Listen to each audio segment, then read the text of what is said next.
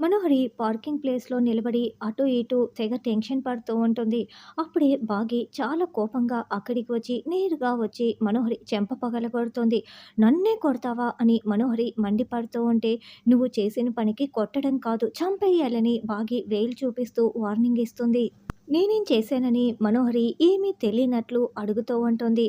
"ఆకాష్‌ని kidnap చేసింది రణ్వీరే కదా!" అని బాగి నిలదీస్తూ ఉంటే మనోహరి షాకింగ్‌గా వింటూ ఉంటుంది.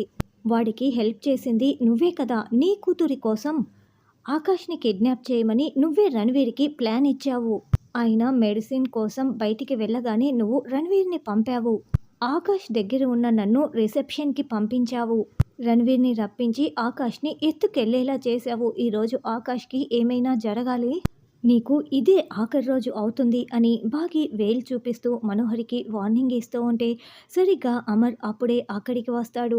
ఇక మనోహరి అయ్యో ఈ మాటలన్నీ అమర్ వినేశాడా అని చాలా టెన్షన్ పడుతూ అమర్ వైపు చూస్తూ ఉంటుంది.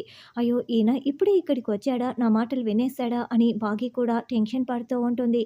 మనోహరి రణ్వీర్ల ప్లాన్ మొత్తం కూడా బాగీకి తెలిసిపోయింది కాబట్టి ఇప్పుడు వాళ్ళంతట వాళ్ళే ఆకాష్‌ని తెచ్చి ఇచ్చేలా బాగి ఏం చేస్తుందన్నది రానున్న ఎపిసోడ్‌లో తెలుసుకుందాం.